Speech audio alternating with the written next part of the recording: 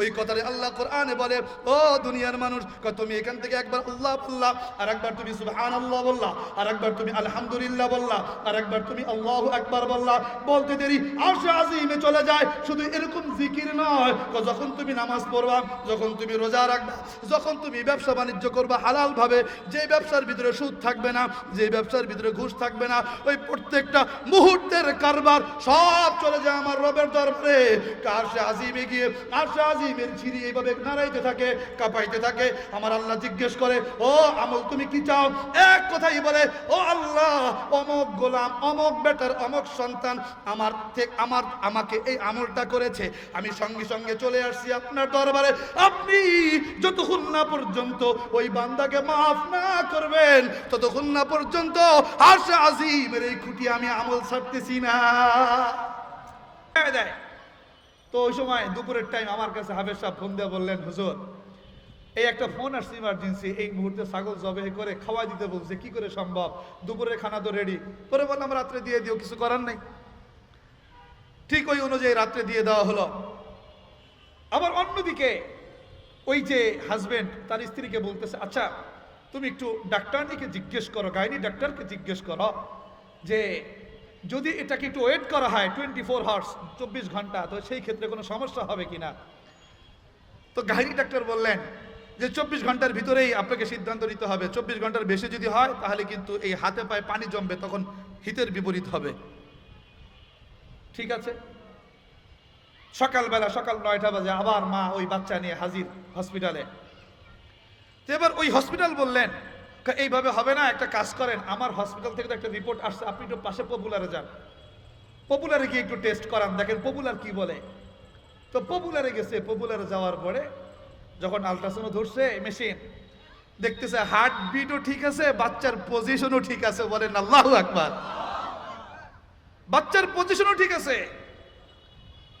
এখন ওই বাবা ফোন দিছে মাদ্রাসার হুজুরকে, হুজুর আলহামদুলিল্লাহ ছাত্ররা খেয়েছে, দোয়া যে কবুল, তার জ্বলন্ত প্রমাণ। যেখানে ডাক্তাররা 2 বার বললেন আমার বাচ্চার হার্টবিট নেই, পেট শক্ত, সেখানে 24 ঘন্টা যেতে হয় নাই, 12 ঘন্টার ব্যবধানে রিপোর্ট আসতেছে আমার বাচ্চার হার্টবিট ঠিক আছে, বাচ্চাও সুস্থ, মাও স্বাভাবিক, আগামী 3 দিন পরে ইনশাল্লাহ ডেলিভারি হবে। তখন আমি বললাম যে বুখারী শরীফের বর্ণনা, আল্লাহ রসুল বলছেন, সহিহ হাদিস, এটা আল্লাহ রসুলের কথা মিথ্যা হতে পারে? জ্বলন্ত প্রমাণ। তা এবার বলেন, আমি আপনাদের কাছে জানতে চাই, মাদ্রাসা টিকিয়ে রাখার দরকার আছে না নাই? অনেকে গলিতে গলিতে মাদ্রাসা দেখলে গায়ে চুলকায়, অ্যালার্জি শুরু হয়। এত মাদ্রাসা কেন, এত মাদ্রাসা কেন? আমি তো বলি প্রত্যেকটা বিল্ডিং এ বিল্ডিং এ, বর্তমান ঢাকা শহর প্রত্যেকটা বিল্ডিং এ বিল্ডিং এ এক একটা করে মাদ্রাসা হওয়া দরকার। কারণ যত মাদ্রাসা হবে তত পরিবেশ দিনই থেকে দিনের পরিবেশে আসবে। কথা বলেন ঠিক কিনা? যদি মাদ্রাসা না হয় বদ্দিনে সাইলাব হয়ে যাবে।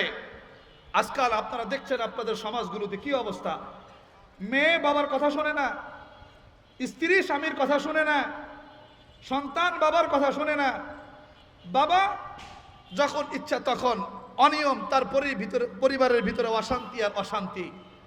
আমি বলবো এটাই, এই অশান্তি আসার কারণ কি? অশান্তি আসার কারণ একটাই, আল্লাহ যে ক্যাটালগ দিয়ে আপনাকে আমাকে পাঠিয়েছেন, ওই ক্যাটালগটাকে বাদ দিয়ে দুনিয়ার মানব রচিত ক্যাটালগের পিছনে যখন দৌড়ানো শুরু করেছি। জানতে চাই, একটা কোম্পানি যখন একটা ঘড়ি বানায়, বলেন যে ব্যবহার করবে ক্যাটালগ সে তৈরি করবে না কোম্পানি ক্যাটালগ তৈরি করবে? জোরে বলতে হবে, কে?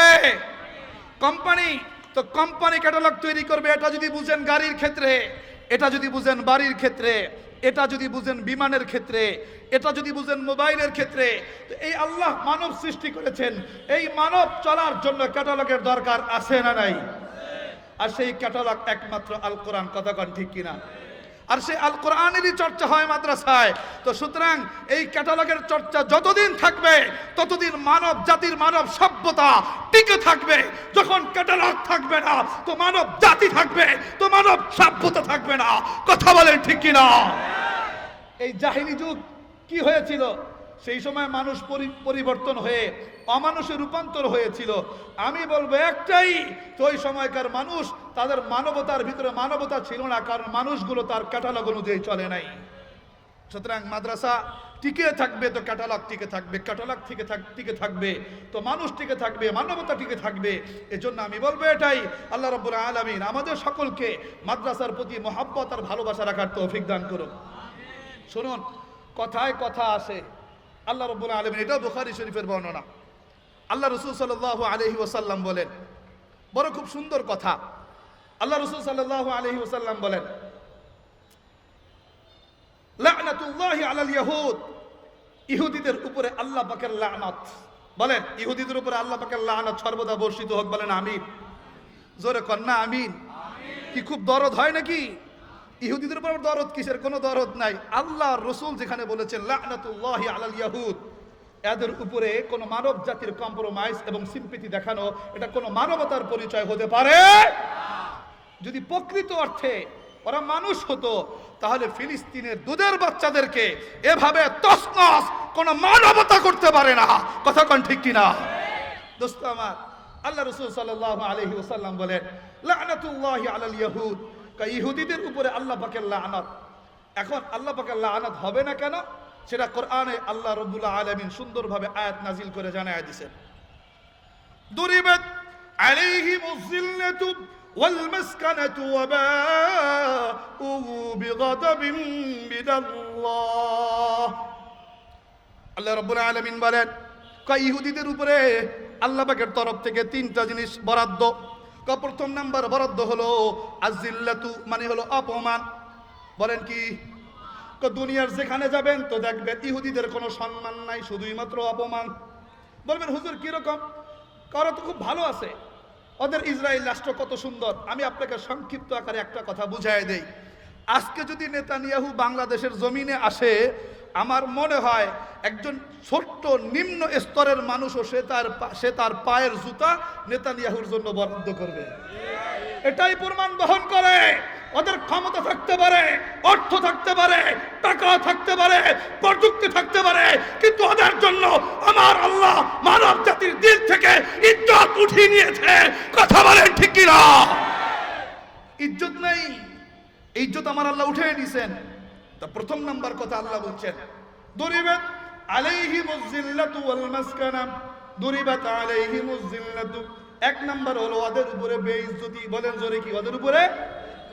এবার দ্বিতীয় নাম্বার আল্লাহ বলেন, ওয়াল মাসকানাতু, ওদের বাসস্থান থাকবে না, ওদের বাসস্থান থাকবে না।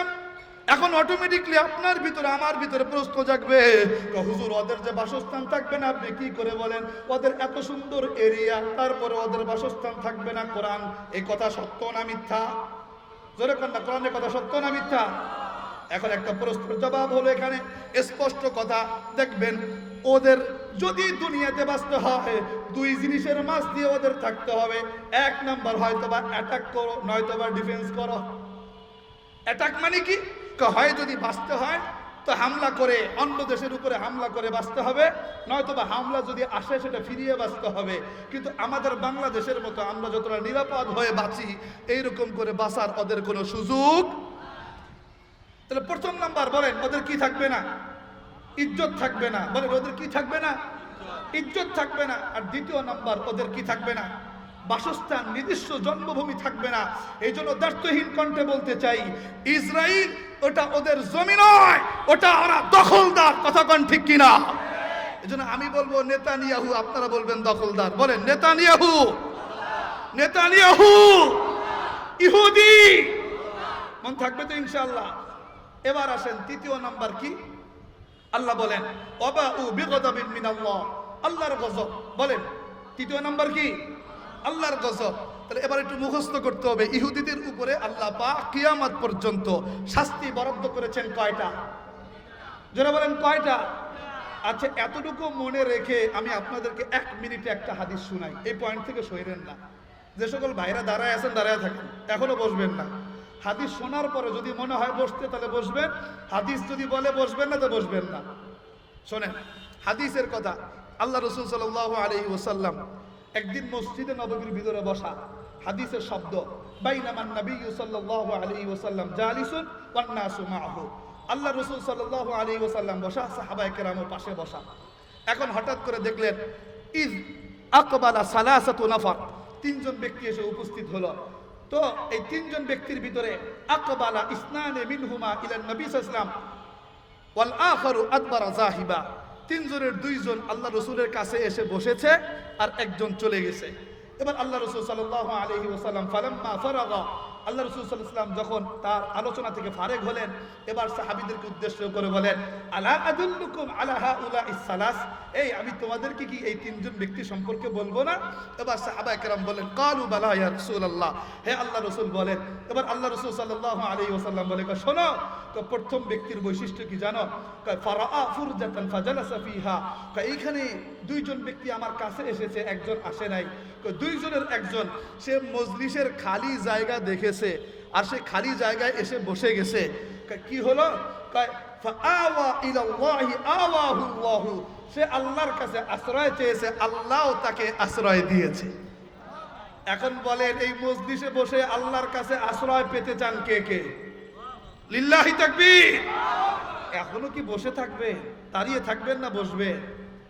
দ্বিতীয় নাম্বার কথা, আল্লাহ রসুল সাল্লাল্লাহু আলাইহি ওয়াসাল্লাম এবার বলেন, দ্বিতীয় নাম্বার ব্যক্তি, যেই ব্যক্তি জালাসা খালফাহু, মজলিসের পিছনে বসে গেছে, ওই ব্যক্তির অবস্থা কি ছিল?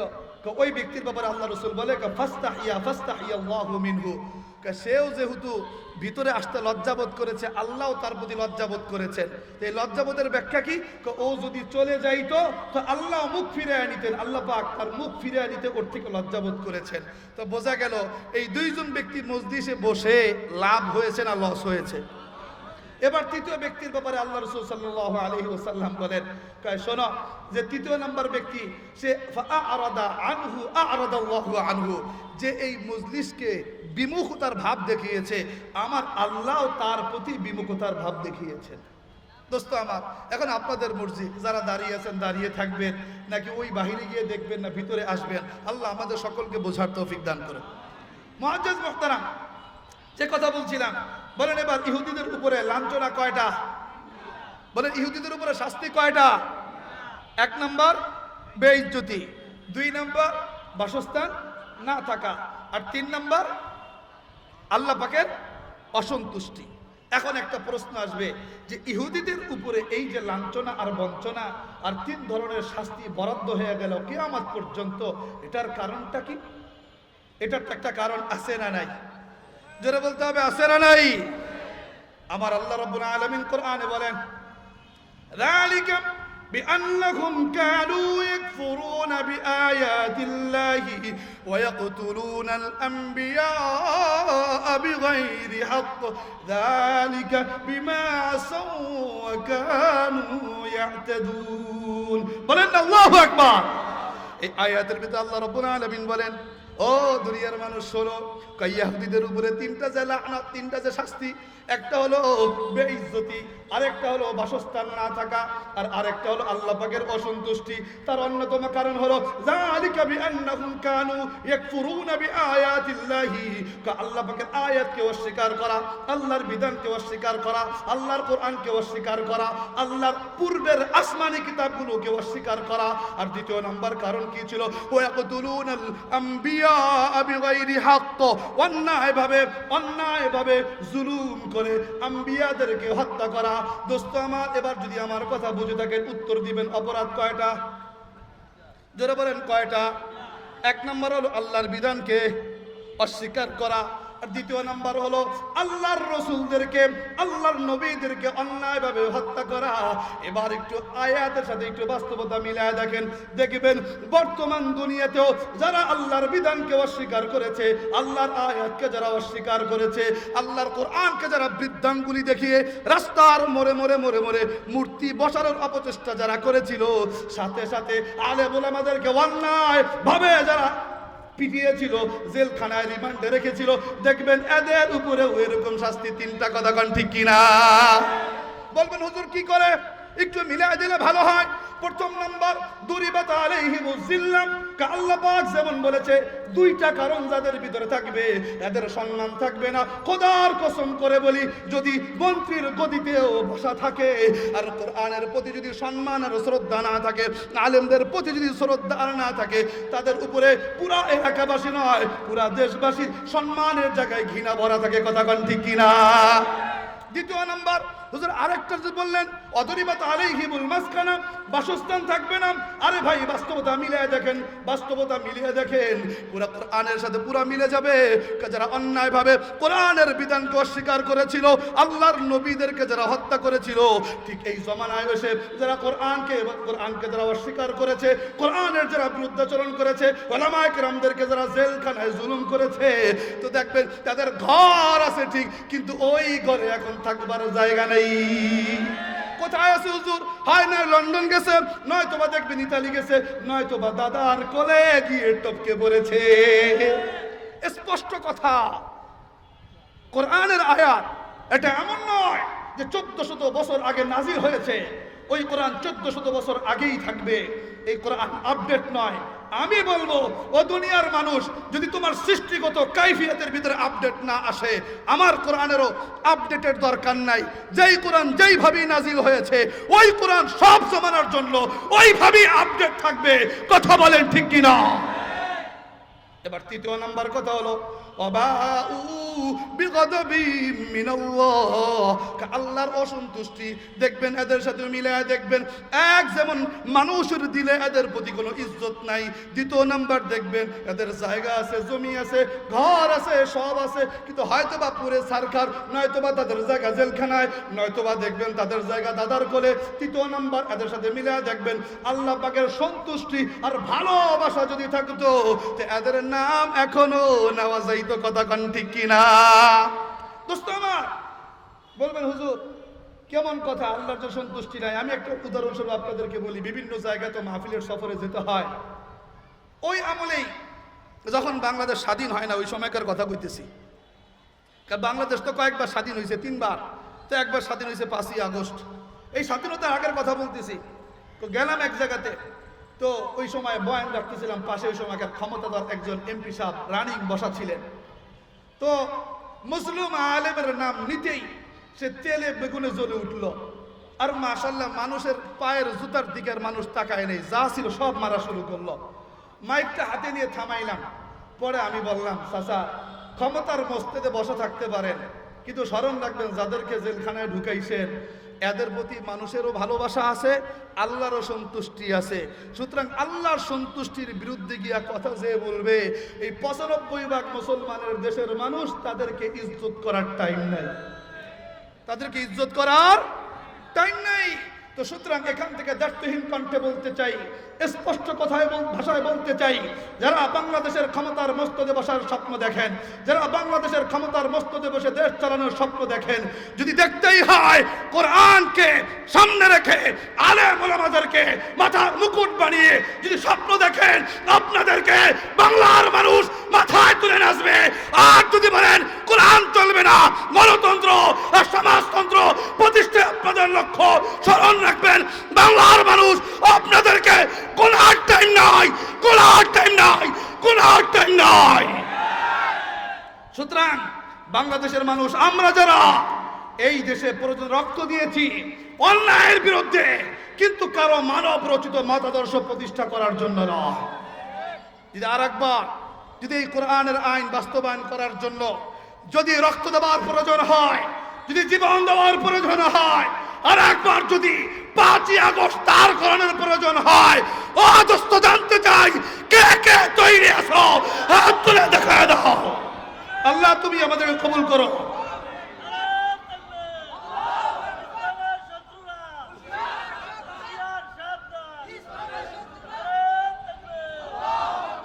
দোস্ত এবার শুনো, আমি যে আয়াতটুকু তেলাওয়াত করেছিলাম ওই আয়াতের দিকে হাঁটতে চাই। তাহলে আমার এই আলোচনাটুকু যতটুকু আপনারা বুঝছেন, দোয়া কবুলের অন্যতম জায়গা মাদ্রাসা, দোয়া কবুলের অন্যতম জায়গা। সুতরাং আসমানি বালা জমিনি বালা থেকে যদি হেফাজত রাখতে হয় এলাকাকে, মাদ্রাসা টিকিয়ে রাখার দরকার আছে না নাই? প্রত্যেক এলাকায় এলাকায় মাদ্রাসা থাকার দরকার আছে না নাই? ডাক্তারের বিরোধিতা করি না, ইঞ্জিনিয়ারের বিরোধিতা করি না। ডাক্তারের বিরোধিতা কেন করব, ইঞ্জিনিয়ারের বিরোধিতা কেন করব? এটা ছাড়া কি আমরা চলতে পারি? কিন্তু আমাদের কথা কি? আমাদের কথা হলো এটাই, ডাক্তার থাকবে, ইঞ্জিনিয়ার থাকবে, কিন্তু তার আগে দিনও থাকতে হবে। কথা কোন ঠিক কিনা? দিন থাকতে হবে। এই জন্য এই আওয়াজ থেকে, এই জায়গার থেকে দ্ব্যর্থহীন কণ্ঠে বলতে চাই, এই 95% মুসলমানের দেশে আমরা দেখতে পাচ্ছি মুসলমানের সন্তানদেরকে কোরআন শিক্ষার পরিবর্তে গান শিক্ষার জন্য টিচার নিয়োগ দেওয়া হচ্ছে। আমরা 95% মুসলমান ট্যাক্স এই জন্য দেই না যে আমাদের সন্তানদেরকে গান শিখাবেন, গান শিখাবেন। যদি এটাই হয় আপনাদের সিদ্ধান্ত, 95% মুসলমান পাল্টা সিদ্ধান্ত নিতে বাধ্য হবে, বাধ্য হবে। কথা বলেন ঠিক কিনা? আমরা আমাদের সন্তানদেরকে স্কুলে গান শেখানোর জন্য পাঠাই না। আমরা আমাদের সন্তানদেরকে চাই প্রকৃত মানুষ বানাইতে। আর প্রকৃত মানুষ কোরআন ছাড়া হতে পারে? যারা বলেন কোরআন ছাড়া হতে পারে, বাস কথা এটাই। আপনারা আমাদের সন্তানদেরকে স্কুলে পড়াবেন, পড়ান, কিন্তু সেখানে ওই গানের টিচারের পরিবর্তে একজন কোরআনের শিক্ষক নিয়োগ দেন। বলেন কি দেন? কোরআনের শিক্ষক নিয়োগ দেন। কথা আমাদের স্পষ্ট। দেখেন, একটু ভালো করে বুঝবেন, ভালো করে বুঝবেন। এই গানের উৎপত্তি, গানের জন্ম, গানের সৃষ্টি, এটা কোরআনের পক্ষে না বিপক্ষে? যারা বলেন কোরআনের পক্ষে না বিপক্ষে? কোরআনের বিপক্ষে। আল্লাহ স্বয়ং কোরআনে বলছেন, আমিনাল নাসি মান ইশতারি লাহওয়াল হাদিসি লিউদিল্লা আন সাবিলিল্লাহি বিগাইরি ইলমিন ওয়া ইয়াত্তাখিযহা হুজওয়া উলাইকা লাহুম আযাবুম মুহিন। আল্লাহ রাব্বুল আলামিন বলেন, কয় দুনিয়াতে কিছু মানুষ দেখবা যারা লাহওয়াল হাদিস ক্রয় করে আনে। লাহওয়াল হাদিস মানে কি? লাহওয়াল হাদিস মানে হলো গান বাজনা। দেখবা দুনিয়াতে কিছু কিছু মানুষ লাহওয়াল হাদিস ক্রয় করে আনে, গান বাজনা ক্রয় করে আনে, গানের শিল্পী ভাড়া করে আনে। আনে না? আনে না? এরকম লোক আমাদের সমাজে আছে না নাই? লাহওয়াল হাদিস ক্রয় করে আনে। কেন ক্রয় করে আনে? লিউদিল্লা আন সাবিলিল্লাহি, যাতে করে অন্যায়ভাবে, জ্ঞান বশত নয়, অজ্ঞত বশত, যাতে করে মানুষদেরকে আল্লাহর রাস্তার থেকে দূরে সরানো যায়। তাহলে কোরআন স্পষ্টভাবে বলে, কোরআন থাকলে মানুষ আল্লাহর রাস্তার উপরে থাকবে। আর কোরআন যদি সরে যায়, কোরআনের জায়গায় যদি গান চলে আসে, তাহলে নির্ঘাত স্পষ্ট ভাষায় বলতে পারি, ওই মানুষ আর মানুষ থাকবে না। ওই মানুষ তার সঠিক রাস্তার থেকে ফিরে এসে সব গরু ছাগলের রাস্তায় যাবে। তার সুতরাং আপনারা যারা গানের টিচার নিয়োগ দিতে চাচ্ছেন, আমাদের সমাজগুলোকে যারা নষ্ট করতে চাচ্ছেন, যদি প্রয়োজনে এটা বিরুদ্ধে আমাদের মাঠে নামতে হয়, আমরা মাঠে নামতে প্রস্তুত। তারপরও এই সিদ্ধান্ত বাংলার 95% মুসলমান কোনোভাবেই মেনে নিবে না, মেনে নিবে না। কথা বলেন ঠিক কিনা? এটা আমাদের স্পষ্ট আওয়াজ, এটা আমাদের ইমানি আওয়াজ, এটা আমাদের ইমানি ধর্কন। পিছনের 16 বছরের যারা রাজত্ব করেছে, তারা জোর খাটিয়ে অনেক কিছু করেছে, কিন্তু বাংলার মানুষ কোনো শকুনের রক্তচক্ষুকে ডরায় নাই। সুতরাং এখান থেকে বুঝতে হবে, সাধারণ 95% মুসলমানের হৃদয়ের পালস বুঝে বাংলার ক্ষমতার মস্তদে বসতে হবে। কথা বলেন ঠিক কিনা? যদি আমাদের হৃদয়ের পালস যদি বোঝার চেষ্টা আপনারা না করেন, যা ইচ্ছা তাই যদি করেন, পিছনের 16 বছরকে মানুষ যেভাবে টিস্যুর মতো বানিয়ে উড়িয়ে মেরেছে, আপনাদেরকেও বঙ্গোপসাগরে মারতে সময় লাগবে। এজন্য আল্লাহ আমাদের সকলকে বোঝার তৌফিক দান করুক। যারা বলেন সকলকে বোঝার তৌফিক দান করুক।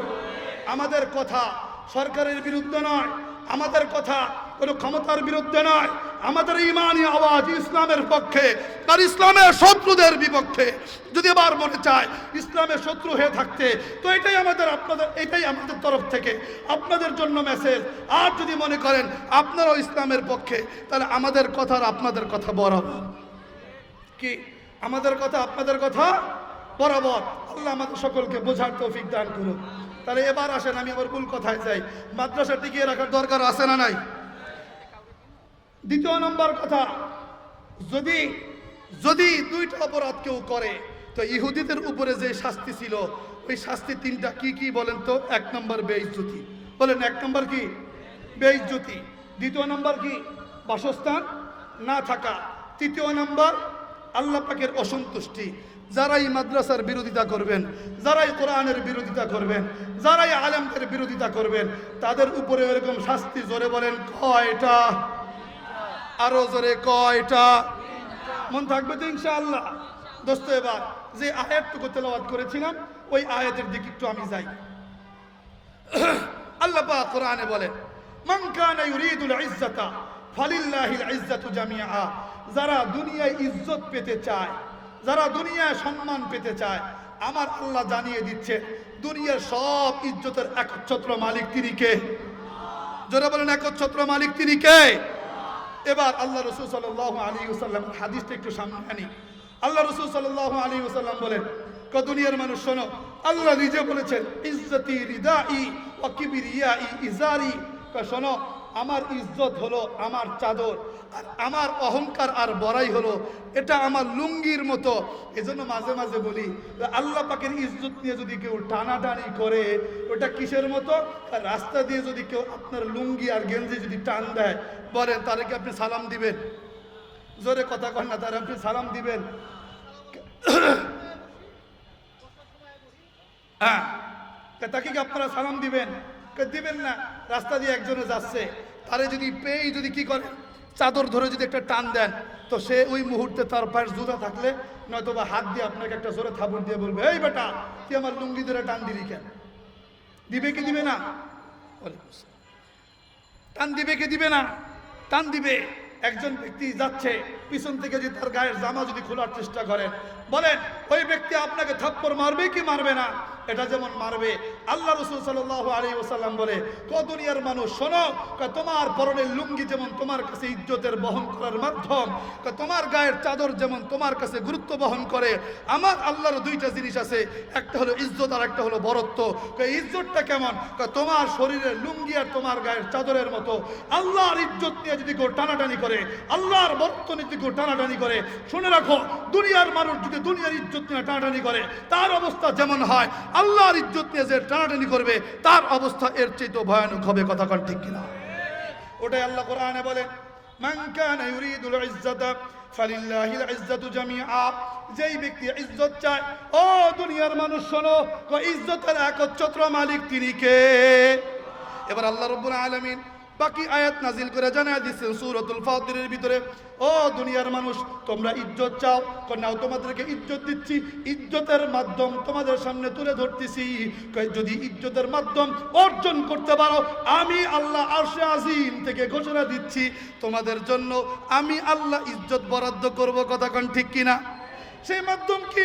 আল্লাহ নিজে বলেন, ইলাইহি ইয়াসআদুল কালিমুত তাইয়িবু ওয়াল আমালুস সালিহু ইয়ারফাউ। ইলাইহি ইয়াসআদুল কালিমুত তাইয়িবু ওয়াল আমালুস সালিহু ইয়ারফাউ। আল্লাহর কাছ থেকে ইজ্জত পাইতে মনে চায়, আল্লাহর কাছ থেকে সম্মান পাইতে মনে চায়, ও দুনিয়ার মানুষ দুইটা কাজ করা লাগবে। প্রথম নাম্বার কাজ হলো, তুমি তোমার জবান থেকে সর্বদা সর্বহালতে তোমার জবান থেকে উত্তম কথা তুমি বের করো। উত্তম থেকে উত্তম কথা, কালিমুত তাইয়িব। এবার যদি জিজ্ঞেস করা হয়, হুজুর উত্তম থেকে উত্তম কথা সেটা কি? এবার আল্লাহ রাসূল সাল্লাল্লাহু আলাইহি ওয়াসাল্লাম বলেন, দুনিয়ার ভিতরে সবচেয়ে উত্তম কথা হলো লা ইলাহা ইল্লাল্লাহু মুহাম্মাদুর রাসূলুল্লাহ। বলেন আল্লাহু আকবার। আল্লাহ রাসূল সাল্লাল্লাহু আলাইহি ওয়াসাল্লামের হাদিস, আল্লাহ রাসূল সাল্লাল্লাহু আলাইহি ওয়াসাল্লাম বলে, ও দুনিয়ার মানুষ, তুমি যদি চাও সর্বদা সর্বহালতে তোমার জিকির আমার আল্লাহর দরবারে আলোচিত হোক, তোমার কথা আমার আল্লাহর দরবারে আলোচিত হোক, তাহলে এবার তুমি তোমার মাধ্যম শুনে নাও, তুমি তোমার কথা শুনে নাও। আমার নবী বলেন, আল্লাহ রাসূল সাল্লাল্লাহু আলাইহি ওয়াসাল্লাম বলে, যেই ব্যক্তি আল্লাহ লা ইলাহা ইল্লাল্লাহ সুবহানাল্লাহ আলহামদুলিল্লাহ একবার জবান দিয়ে উচ্চারণ করে, দেরি হয় না উচ্চারণ করতে, দেরি সঙ্গে সঙ্গে আমার রবের আরশ আজিম কাঁপাকাঁপি শুরু হয়ে যায়। আল্লাহ রাব্বুল আলামিন এবার আরশকে জিজ্ঞেস করেন, ও আরশ তুমি কেন কাঁপাকাঁপি করছো? আল্লাহ রাসূল সাল্লাল্লাহু আলাইহি ওয়াসাল্লাম বলেন, তখন আরশ উত্তর দেয় একটাই, আল্লাহ আমি কাঁপি না, আমাকে কাঁপায়। বলেন আল্লাহু আকবার। আল্লাহ আমি কাঁপি না, বলেন কি? জোরে কোন না, আল্লাহ আমি কাঁপি না, বলেন কি? আমাকে কাঁপায় কে? এবার আল্লাহ রাব্বুল আলামিন কে আরশ বলে, তোমাকে কাঁপায় মানি। এবার আল্লাহ রাব্বুল আলামিন ওই আরশের খুঁটির দিকে তাকায় দেখে যে খুঁটির নিচে অমক বান্দার জিকির, অমক বান্দার আমল, অমক বান্দার কোরআন তেলাওয়াত, ওই খুঁটির ওখানে গিয়ে খুঁটি নাড়াচ্ছে। বলেন আল্লাহু আকবার। এবার আল্লাহ পাক জিজ্ঞেস করে, ওই তুমি কি চাও? এবার ওই বান্দা বলে, ওই জিকির বলে, ওই কালিমা বলে, ওই তাসবিহ বলে, আমি কি চাই শুনবেন নাকি? আমি চাই হলো যতক্ষণ পর্যন্ত আমি যেই বান্দার তরফ থেকে আসছি, যতক্ষণ না পর্যন্ত ওই বান্দার গুনাহ আপনি মাফ না করবেন, ততক্ষণ না পর্যন্ত আমার কাবাকাবি বন্ধ হবে না। ইউযহিবনা সাইয়্যাত যালিকা যিকরা লিযাকিরিন। ওই কথাটা আল্লাহ কোরআনে বলে, ও দুনিয়ার মানুষ, তুমি এখান থেকে একবার আল্লাহ বললা, আর একবার তুমি সুবহানাল্লাহ বললা, আর একবার তুমি আলহামদুলিল্লাহ বললা, আর একবার তুমি আল্লাহু আকবার বললা, বলতে দেরি আরশে আজিমে চলে যায়। শুধু এরকম জিকির নয়, যখন তুমি নামাজ পড়বা, যখন তুমি রোজা রাখবা, যখন তুমি ব্যবসা বাণিজ্য করবা হালাল ভাবে, যে ব্যবসার ভিতরে সুদ থাকবে না, যে ব্যবসার ভিতরে ঘুষ থাকবে না, ওই প্রত্যেকটা মুহূর্তের কারবার সব চলে যায় আমার রবের দরবারে। আরশে আজিমে গিয়ে আরশে আজিমের ছিরি এইভাবে নাড়াইতে থাকে, কাঁপাইতে থাকে। আমার আল্লাহ জিজ্ঞেস করে, ও আমল তুমি কি চাও? এক কথাই বলে, ও আল্লাহ, অমক গোলাম, অমক বেটার অমক সন্তান আমাকে এই আমলটা করেছে, আমি সঙ্গে সঙ্গে চলে আসছি আপনার দরবারে। আপনি যতক্ষণ না পর্যন্ত ওই বান্দাকে মাফ না করবেন, ততক্ষণ না পর্যন্ত আরশে আজিমের এই খুঁটি আমি আমল ছাড়তেছি না। তাহলে এবার বলেন, যদি চান সর্বদা যে আল্লাহর আরশে আজিমে আপনার কিছু না কিছু দরখাস্ত পেশ হইতে থাকুক, তাহলে এই জিকির আজকার কোরআন তেলাওয়াত ছাড়া বিকল্প কোনো রাস্তা আছে? যারা বলেন আছে। আল্লাহ রাসূল সাল্লাল্লাহু আলাইহি ওয়াসাল্লাম যখন যাচ্ছিলেন মেরাজে, ওই সময় আল্লাহ রাসূল সাল্লাল্লাহু আলাইহি ওয়াসাল্লামের সাথে আমাদের জাতির পিতাকে জোরে কন না। আরে মেয়ে, আগেই তো ডরাই নেই কইতে, এখন কি ডরানোর সময় আছে? আমাদের জাতির পিতাকে ইব্রাহিম আলাইহিস সালাতু ওয়াস সালাম। এসব ঘোড়ার ডিম জাতির পিতা আগেও কই নেই, এখনো কই না, ভবিষ্যতেও কোনোদিনও কব না। কথা কন, একটাই কথা, আমাদের কোনো আদর্শ আর মতাদর্শ নাই, ওটাই আমাদের আদর্শ, ওইটাই আমাদের মতাদর্শ, যেটা আমার আল্লাহ কোরআনে দিছে। কথা কন ঠিক কিনা? ওটা বাদে আমাদের কল্লা চান, কল্লা নিতে পারবেন, রক্ত লাগবে, রক্ত নিতে পারবেন। খোদার কসম করে বলি, বেলালের উত্তরসূরি আমরা, আমাদের কলজা এখনো কইলা দেখার মতো যোগ্যতাও আপনাদের হয় নাই। জাতির ঈমান, জাতির আমলের আমানতকে সামনে রেখে উচ্চ কণ্ঠে কথা বলি, একটাই কারণ, দুনিয়ার কোনো চাওয়া নাই। এইটাই চিন্তা করি, বেলাল যদি আল্লাহর ওয়াহদানিয়তকে পেশ করতে গিয়ে হাজারো জুলুমের শিকার হতে পারে, আমি গোলাম কি করছি? কি নিয়ে রবের কাছে আমি হাজির হইতে পারবো? আমার কি আছে এমন? কিছুই আমার নাই। তাই একটাই কথা, আগেও বলি নাই, এখনো বলবো না, এখনো বলি না, সামনেও কোনোদিনও বলবো না। একটাই আওয়াজ, একটাই কথা, বলেন জাতির পিতা ইব্রাহিম, সে বাদে অন্য সব ঘোড়ার ডিম। কথা কন, সে বাদে অন্য সব ঘোড়ার ডিম। তো এই ইব্রাহিম আলাইহিস সালাতু ওয়াস সালাম, তিনি আরশে বসা, আসমানে বসা আল্লাহ রাসূল সাল্লাল্লাহু আলাইহি ওয়াসাল্লাম যাচ্ছেন। তো ইব্রাহিম আলাইহিস সালাতু ওয়াস সালাম আল্লাহ রাসূলকে ডাক দিলেন, ইয়া নবী আল্লাহ বইলা। তো ডাক দিয়েই একটা কথা আল্লাহ রাসূলকে বলতেছে, ইকরা মিন্নি আসসালামু আলা উম্মতিক, ইকরা মিন্নি আসসালামু আলা উম্মতিক। আমার তরফ থেকে তুমি তোমার উম্মতের কাছে সালাম পৌঁছায়া দাও। বলেন আল্লাহু আকবার। চিন্তা করে দেখেন, কিরকম বাপ আমাদের, এখনো আসমানে গিয়েও সন্তানদের কথা বলে নাই। কি পাঠাইছে? আসসালামু আলাইকুম, আসসালামু আলাইকুম। তো জবাব দিবেন না? দোস্ত আমার, বাবা কেমন বাবা, আসমানে গিয়েও সন্তানকে বলে নাই, বরং ওখানে গিয়েও সন্তানের কথা বলতেছে। নবী, তুমি তোমার উম্মতের কাছে গিয়ে আমার তরফ থেকে শান্তির বার্তা পৌঁছায়া দাও। তো বোঝা গেল তার সন্তানের প্রতি এখনো তার দরদ আর মায়া আছে না নাই? আচ্ছা, ও এখান থেকে আরেকটা কথা, মানে কথা শুধু কথা আসে। আজকাল আমাদের সমাজে অনেকেই আসে, হুজুর ঘরের ভিতরে শান্তি নাই, স্বামী স্ত্রীর ভিতরে বনি নাই, মিল নাই, ভালোবাসা নাই, আন্তরিকতা নাই। তো হুজুর একটু কিছু দেন না, তাবিজ তবিজ দেন, একটু ফু ফাক্কর দিয়ে দেন, যাতে করে স্ত্রীর জন্য ভালোবাসার মহব্বত যেন আমার উপরে যেন আসে। পরে বললাম শোনেন, যতই ফু ফাক্কর দেই আর যতই যা দেই না কেন, এই ফু ফাক্কর কোনো কিছুই কাজে আসবে কেন? কারে মিয়া, রসুল যেই পদ্ধতিতে ট্রিটমেন্ট দিছে সেই ট্রিটমেন্টের বাহিরে গিয়ে যদি আপনি আমি যদি আলাদা কোনো ট্রিটমেন্ট খুঁজি, ওই ট্রিটমেন্টে কোনো কাজ হবে? তার কি ট্রিটমেন্ট আছে? আল্লাহ নিজে কোরআনে বলছেন, ইদা হুইয়িতুম ফাআইয়ু বিআহসানা মিন্হা আও রুদ্দুহা। যখন তোমাদের মধ্যে সাক্ষাৎ হয়, দেখা হয়, আল্লাহ নিজে কোরআন নাজিল করছে, কয় সালাম দিবা। বলেন কি করবা? সালাম দিবা। দেখেন সালামের ভিতরে শব্দটা কি? আসসালামু আলাইকুম ওয়া রাহমাতুল্লাহি ওয়া বারাকাতুহু। আসসালামু আলাইকুম ওয়া রাহমাতুল্লাহি ওয়া বারাকাতুহু। তিনটা দোয়া। বলেন কয়টা দোয়া?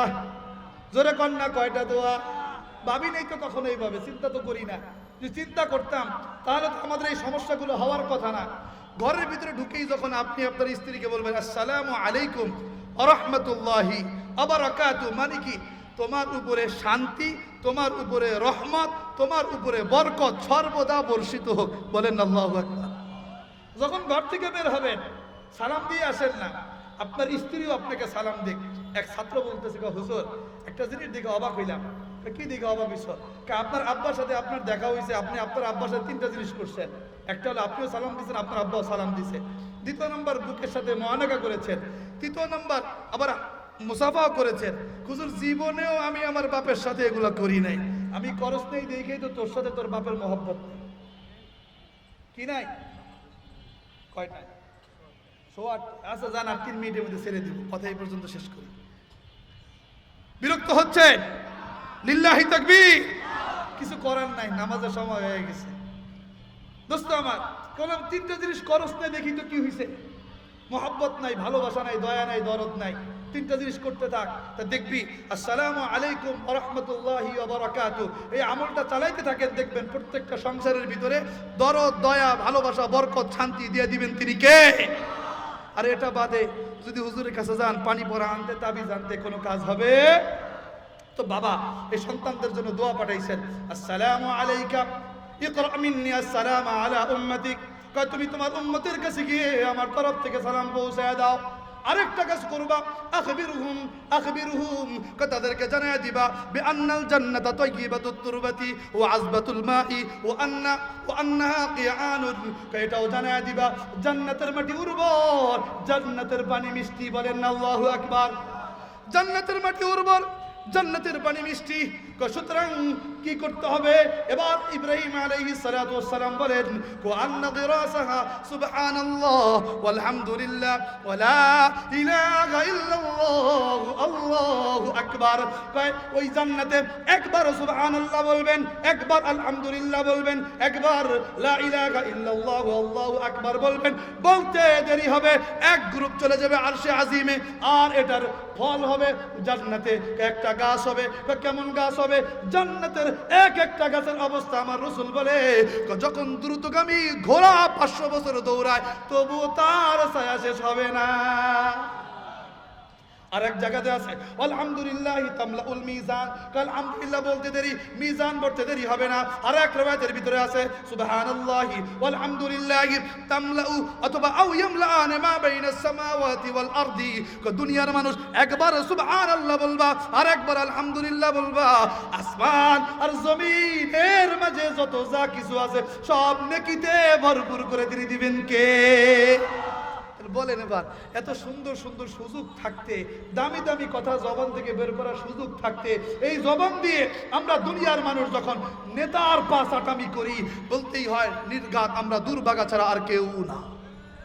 কথা বলে তো। সুতরাং এখান থেকে শেষ কথা এটাই, যদি আওয়াজ ওঠে এক, এই জবান দিয়ে আওয়াজ উঠবে কার? যদি কথা হয় একমাত্র কথা হবে কার? এই জবান দিয়ে আমরা আল্লাহ ব্যতীত, কোরআন ব্যতীত, রসুলের তন্ত্র আর মন্ত্র আর রাজনীতি ব্যতীত দুনিয়ার কোন মানব রচিত কথা, মানব রচিত রাজনীতির কথা আমরা আমাদের এই জবানে আনতে চাই। আল্লাহ তুমি আমাদের সকলকে বোঝার তৌফিক দান করো। যা যা বললাম টুটাফাটা কথা, প্রত্যেকটা কথা আল্লাহ তুমি কবুল ও মঞ্জুর করে নাও। অনেকগুলো কথা বাকি ছিল, যদি কোনোদিনও আবার সুযোগ হয় ইনশাআল্লাহ বলবো। ওয়া আখির দাওয়ানা আনিল হামদুলিল্লাহি রাব্বিল আলামিন।